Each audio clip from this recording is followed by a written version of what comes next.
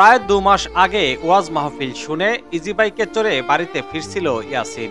এরপর দ্রুতগতির অবৈধ ইঞ্জিন চালিত করিমনের সাথে সংঘর্ষ হয়।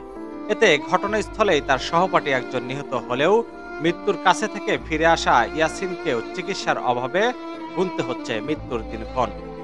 4 সদস্যর এই সংসারে ইয়াসিনের বাবারই একমাত্র ভ্যান চালিয়ে উপার্জন করে ছেলের চিকিৎসা করাতে পারছেন না। এতে করে অসহায় হয়ে পড়েছে পুরো পরিবার।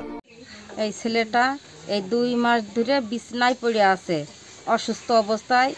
2 কান পায়ে তার ভেঙে গেছে, তার চিকিৎসা অভাবে সে ধরো বিছনায় পড়ে আছে, মাজায় টাজায় তার ঘা হয়ে গিয়েছে শুয়ে থাকতে।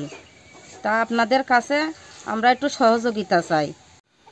আমার চাচতো ভাই মাহফিল থেকে ফেরার পথে একটা অ্যাক্সিডেন্টে তার 2টা পাই ভেঙে যায় এবং অনেক ক্ষত হয় পায়ে। সেখান থেকে আমরা সদর হাসপাতালে নিয়ে গেছিলাম। সেখান থেকে রেফার করে দিয়েছিল ঢাকা পঙ্গু হাসপাতালে।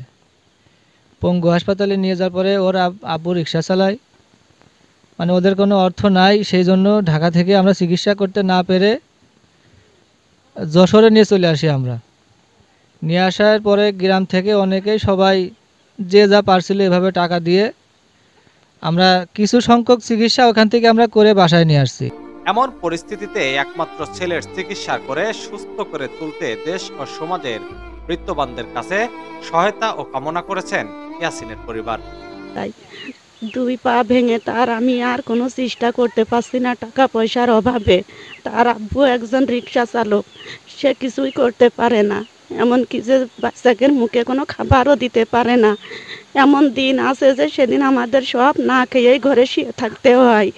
আমি মায়ার জ্বালায় আর বাঁচিনে কী করি। এই জন্যে আমার মনির যে অবস্থা হয়েছে, আমি চেষ্টার অভাবে আমার মনি বিছানায় পড়ে আছে। এ পর্যন্ত চেষ্টা করতে পারছি না। গ্রামের মানুষ যাই যেটুক পেরেছে দিয়েছে, এখন আর দিতে পারছে না। তাই বিনা চিকিৎসার জন্য আমার মনি বিছানায় পড়ে আছে। এইটুকু অনুরোধ আপনাদের কাছে যে আমার মনির জান ভিক্ষা চাই, আপনাদের কাছে ভিক্ষা নিয়ে আমার মনির বাঁচানোর চেষ্টা করেন। KM সবুজ, ভোরের খবর, নিউজ ডেস্ক।